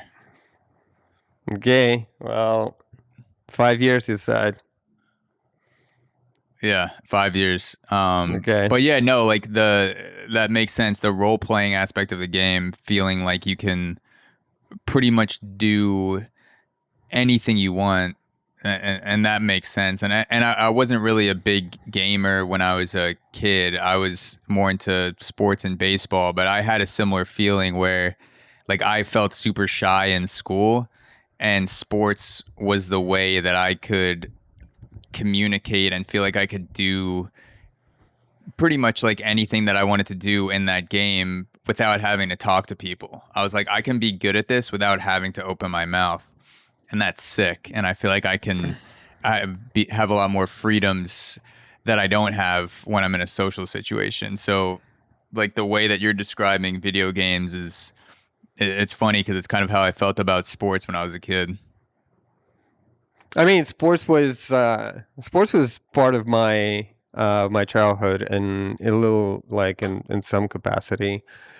Like I always had this like massive. It's like I always adored like football slash Yeah. soccer. Um, Played a little bit with the kids, but it's like nothing was significant, just for Yeah. fun, like kicking the ball here and there. It's like it became more of my obsession as the observer and the the analyst in this like very little capacity, but just like I would Yeah. love to analyze the games when I was like 12, 13 years old. I was like doing the writing the reviews of the games and making sure I memorize like all the squads, the scores, like the winners of different like European leagues, etc., etc. And at some point, I was thinking that is like that's gonna be my path forward to be the actual journalist, like the sport journalist. But then I fell in love with video games, and that's how I decided to. It was like that I want to be. That I need to get a degree in math and system programming, because Yeah. it was like that's like one of the core fundamentals for any game developer, pretty much. Um, yeah, but life takes its ways for sure, and turned around pretty drastically for me. So no sports Yeah. journalism, no game development, there's music making instead. Well, there's still time. You could always, once you reach where you want to reach in music, you can always start a second career and just become a unicorn flying game developer that plays soccer on the weekends. I'd love that. Yeah. I would love that.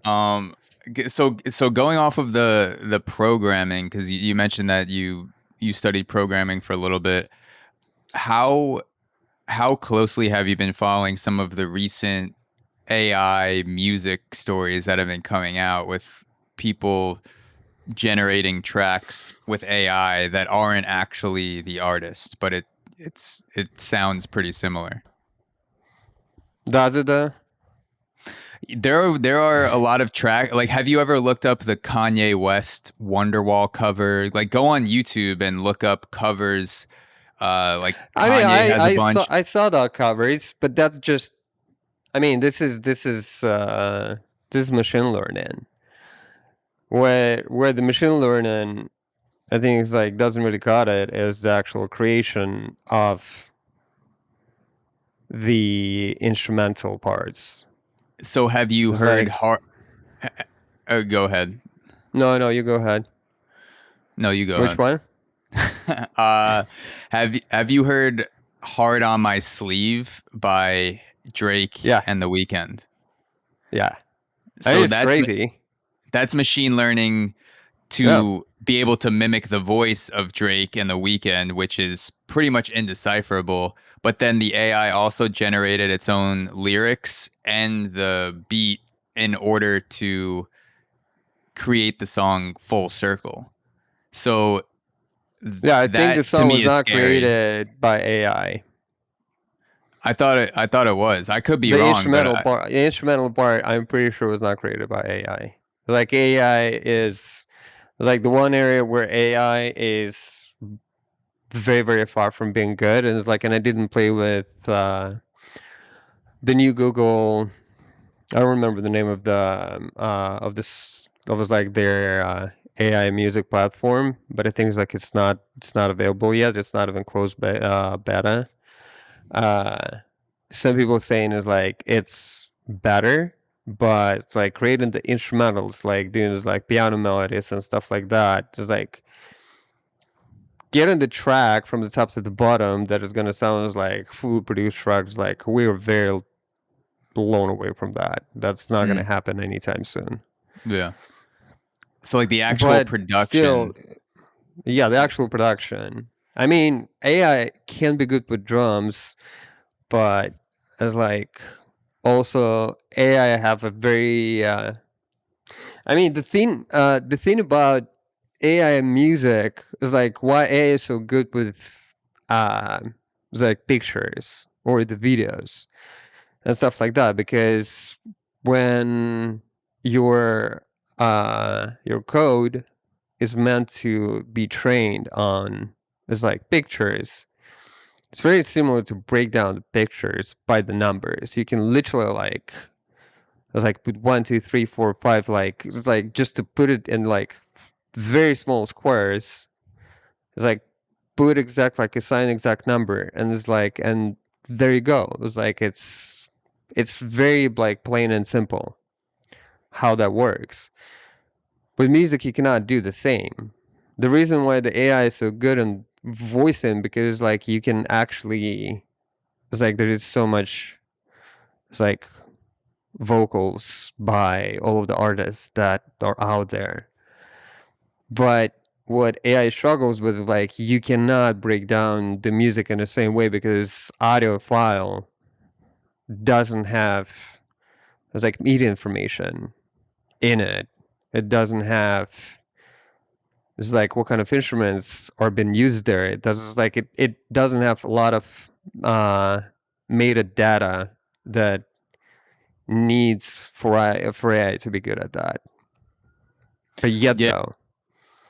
Yeah, that makes sense, because when you're singing, it's, our human voice can hit one note at a time and it's linear when you sing a melody, and AI can learn that and it can fluctuate. But when you have a production and you have 50 moving parts in a single you have file with strings different that levels, playing one melody, you have brass that is playing different melody, you have piano that is playing chords, you have the bass that is playing the bass, and also it's like how are you gonna separate strings and piano? It's like you need to. It's like you need to. It's like this is like two different MIDI files with, it's like different. There's like MIDI data that's in there. So there's like that. That's like that part is the most difficult so far for AI. But we'll see. I mean, it's like half a year ago, most of the people didn't hear about ChatGPT. Now everybody's freaking out about that thing. So we'll see what's going to happen in half a year. I think it's exciting. I've started to use it for podcasting and some editing stuff and writing, but it's like, so based on what you're saying, it'll be a long time before an AI program can train itself on the ARTY catalog and then pump out a production that is unique but sounds similar to your style. Like there's just too many moving parts at this point for AI to be able to digest that.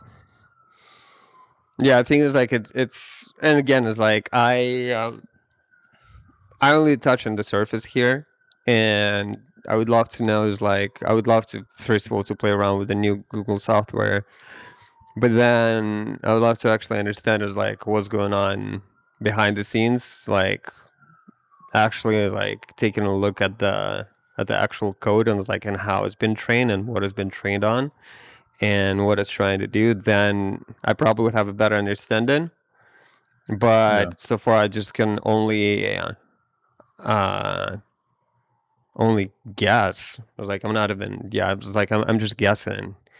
I mean, it can be anything from like half year to 5 years, and there's also might be a situation where we don't even get to see AI being that good in music because like AGI is just gonna like finish off entire humanity before it happens. So you think so? That's a possibility too. I mean, who knows?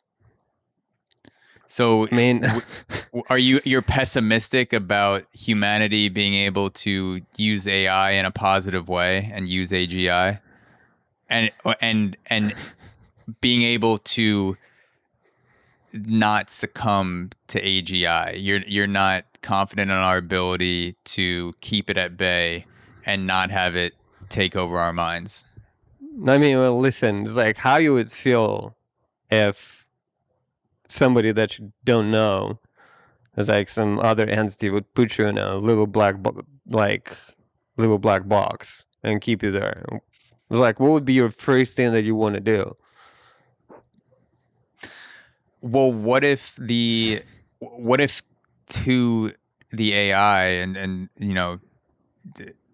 to that, let's say, AI being, that black box, because of its the way it is and because of the substrate, it actually doesn't view the black box as a prison because it has so many options. It can talk to other AIs, it can integrate with other programs. Like if human beings were able to dissolve into a Nintendo 64 and then like go into a TV and then like shoot across the world and go into, another chip, you could convince that AI that no, you actually have a lot of freedom. Like this is actually better than being a human. You probably, like, our brains are not as quick or as fast as yours. You could even like use reverse psychology that you're already in the lead. You don't have to take over humanity.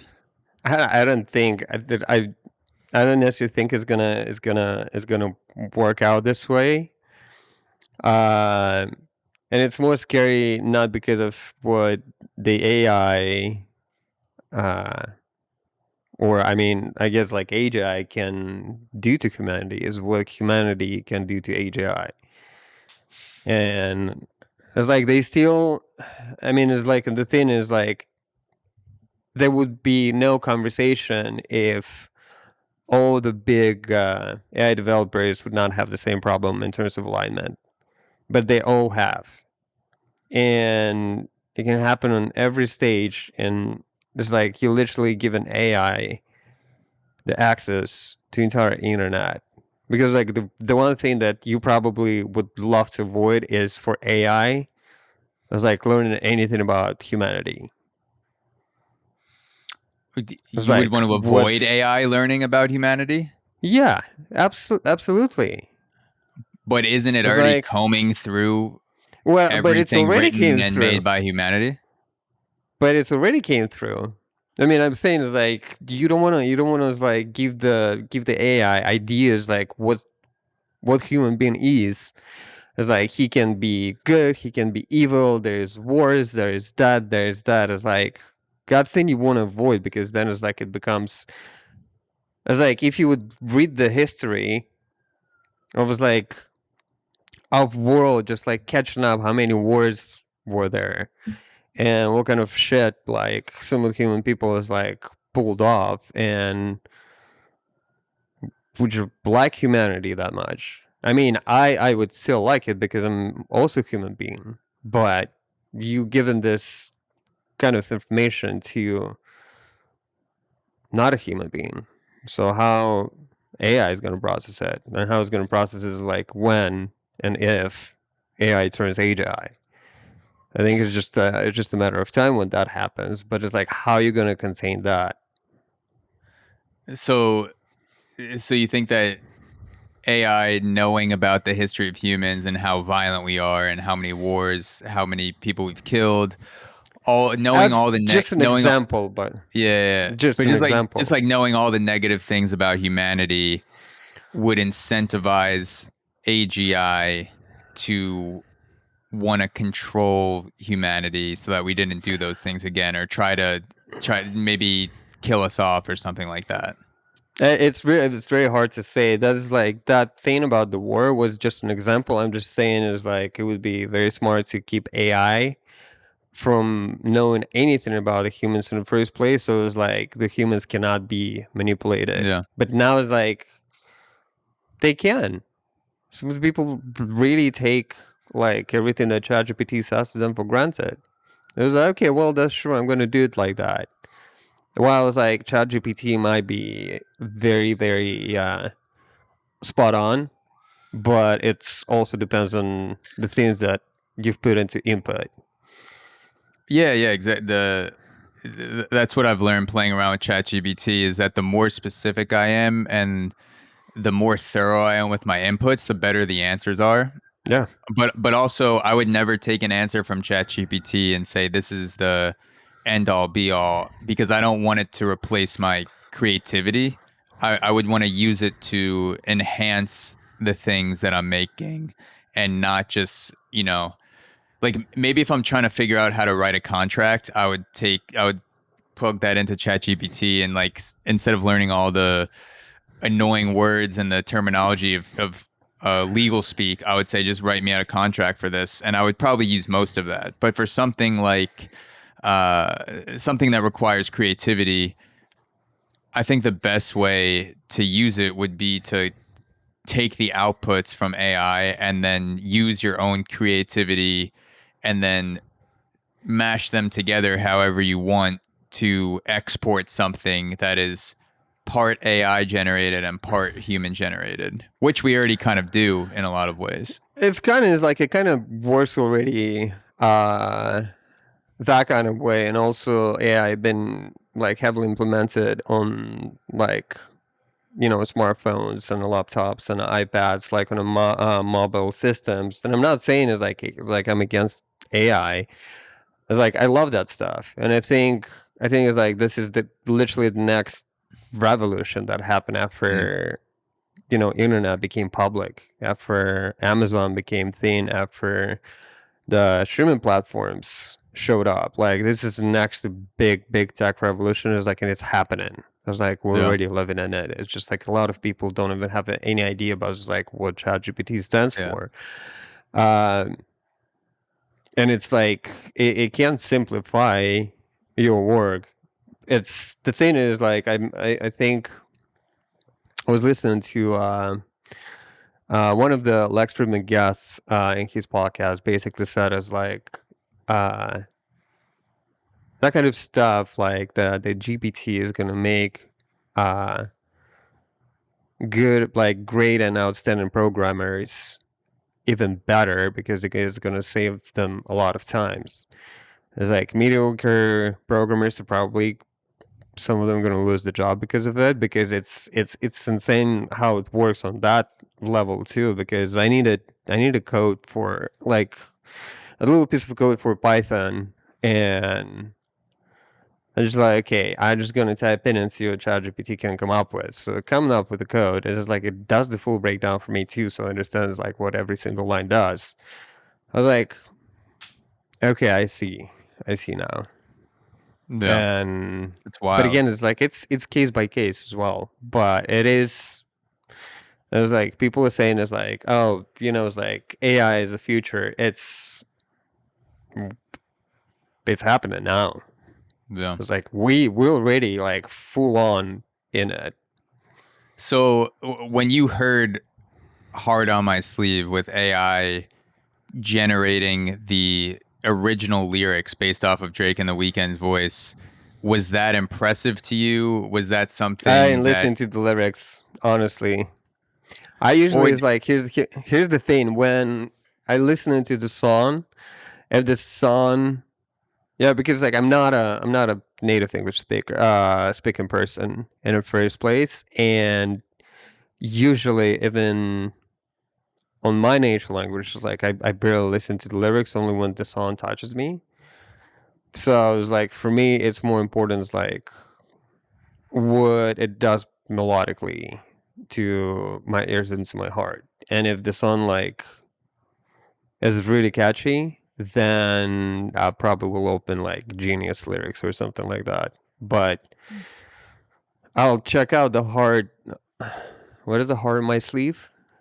Heart on My Sleeve, yeah. How do you think lyrics were good? Without saying, so I listened to the song multiple times that day when I worked out. And that means that I liked it, because I won't listen to a song when I work out unless the beat is good. And I wasn't paying attention to the lyrics, because when you're working out, you're in the zone. You're just like, you want a good beat. But when I went back and actually looked at the lyrics later that night, and I was trying to think in my head, does this sound like Drake and The Weeknd, what I know from what they do lyrically? I thought it sounded probably somewhere in the ballpark of 70 to 75% authentic lyrically to something that I believe could come from Drake or The Weeknd. That if you gave me a Weeknd, if you mixed in like 100 Drake lyrics and said, pick out 5 or 6 of them that are written by AI, I don't think if you mixed in lyrics from that song that I would be able to tell you which ones were AI and which ones were Drake lyrics. It sounded pretty close.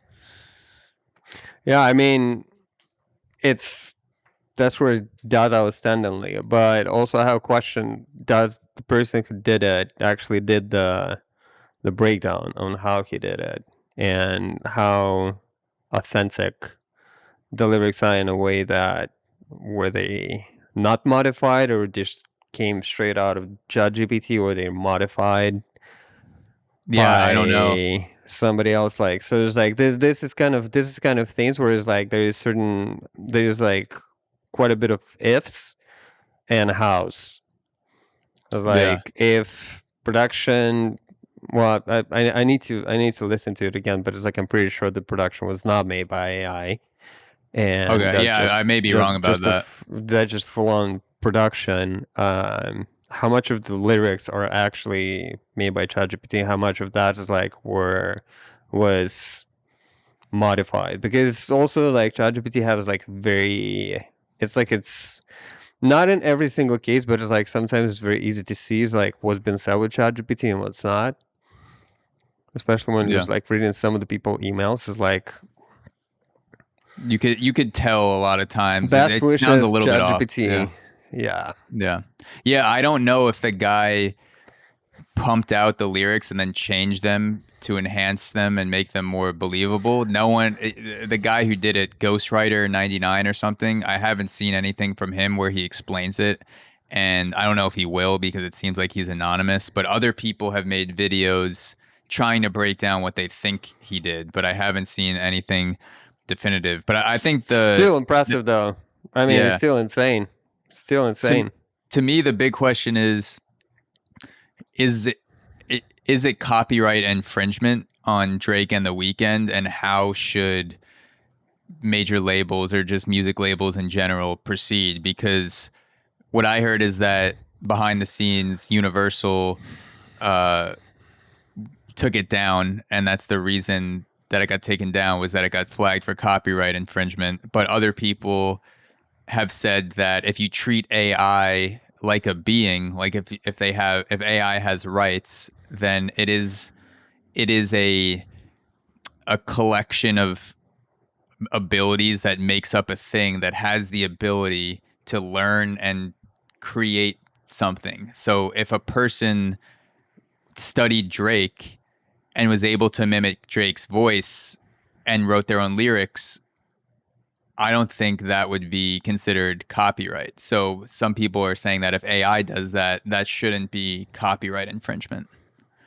That's not necessarily what I think. That's not what I think necessarily, but that's what some people are saying. But it is such a gray area, though. I mean, listen, Universal took it down, but then I think Grimes publicly said that, hey, it's like, I don't mind you, I really don't mind you using my vocals on training AI model and doing the songs with it, as long as you give me like 50% of publishing the splits, I'm fine with that.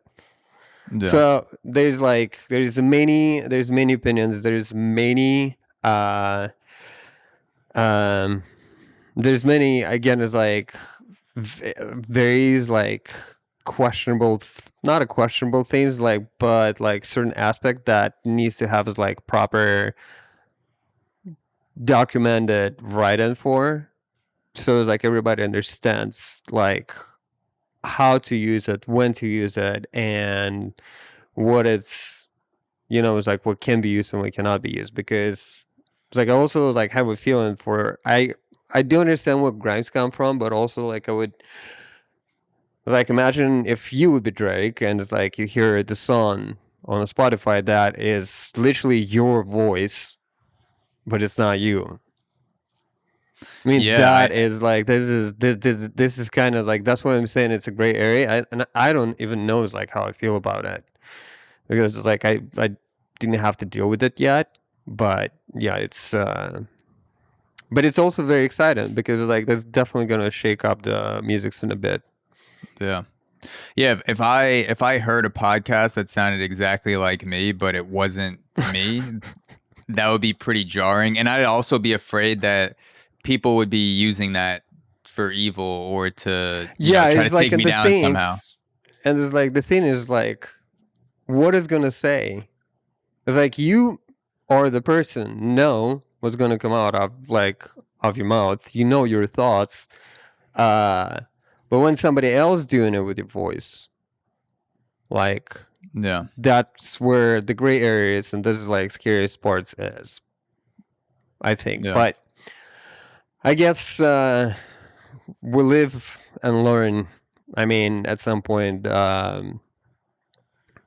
everybody is like in the music industry will come to like certain agreement and understanding how to process it. Yeah. And it's like, Yeah. what's the solution is like, and what's the way forward with AI being, part of music business. Yeah. Is your family okay, by the way, with all the stuff going on in Russia?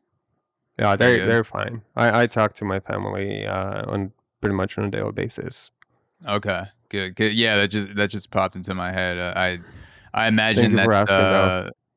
I imagine that's must have been pretty difficult to deal with and process when you first saw the news back in February. Yeah, that was devastating. Absolutely, absolutely devastating. I also have But like I have so many friends in Ukraine as well. Like it's the not yeah shouldn't happen and shouldn't be like that. yeah, It's like would love to never see that kind of stuff ever again in my life. yeah, yeah. But everyone close to you is all good. Yeah. Okay, that's good. I'm glad. So I want to end off on a positive note. Okay, that's good. On a positive Yeah, note, let's. we talked about AI taking over our brains, the Russia Ukraine invasion. Let's so one of the mantras of your fans and is also on some of your merch is no party without ARTY. And I wanted to ask you, what is your ideal party? Like if you're throwing a rager, you could pick the people, the place, music, atmosphere. Like you could fucking do it on Mars if you wanted to. You have an unlimited budget. The only thing that applies is the laws of physics. What would be your ultimate party? I don't know. I played so many parties, all sorts of parties. Like Have you ever done any weird sex parties, like a rich person's like, will you no, DJ my orgy in New York or no, no, something? no, no. I was like, I'm friends with a couple of rich people, but it's like, frankly, there is like not crazy at all in this sense. Okay. No, we're just like very, very humble, super nice. Throwing the parties though, but it's like the parties are fun. Yeah. I don't know, man. It's like I think it's. I used to. I used to get this question quite a lot when people were asking me, it's like, what was my favorite show to play and why? And I think it's like my answer. I mean, maybe in the beginning I was like, okay, well, that was by far my favorite show. But then it's like um, the more experience you have, the more shows you play, the more places you go, the more people you talk to, the more people you become friends with, like the more music you listen to. It's all kind of like adds up. And at some point, it's just like, oh, yes, I did love that show. But it's like the other one was maybe even better. Or maybe not, because also like it depends on the moment and your perception and just like your memories. Also, it's like your brain love to like make up certain things to make them like a little bit more prettier. So maybe that show was Mm. not even that good. Who knows? But the answer to that question that I get a lot is like my favorite show is the show where a fan's enjoying the music that I play and they're really in the moment. Mm. So whatever that party, you can figure out the setup. But as long as the people who will enjoy the type of the music that I play, and they're really going to be in a moment, and they're going to go through the journey with me, because that's what I love about, it's like doing my live sets, and that's why the one of my rituals before the show is actually prepping the show. It's because I have to play sets that sounds like journey, that is like they mean something, that you go from point A to point B. But it's almost like people support it, and then in a moment, it's like, that's going to be my favorite party. And it doesn't matter where and how and when. It just depends on the people in the crowd. And a good sound system. That's a great answer. I would love to be invited to that party whenever it happens. I know you have your own parties every time you perform, and when I'm not traveling, I have to catch you next time that you're in the New York area or whenever. I'll be in New York soon. Yeah, I would love to have you there. Perfect. Is there anything that you're promoting in particular right now? Because I'm going to link everything to the podcast and like Spotify, Apple Music, wherever it's posted. You probably should talk to Nikita about it. Okay. He will provide like all the links, because if you just like ask him like the things that you want to have, it's like he will provide it for you, and whatever's like extra necessary you need is like he would be a great help. Yeah. Awesome. Well, thank you again. I've taken up too much of your time. No, it's okay. It's just like I have a meeting like in 25-ish, so it was like I need to get ready for that. Okay, too. yeah. I mean, I would like to keep talking. Yeah, no, this was an awesome conversation, and for anyone listening who's not familiar with your music, go check out ARTY.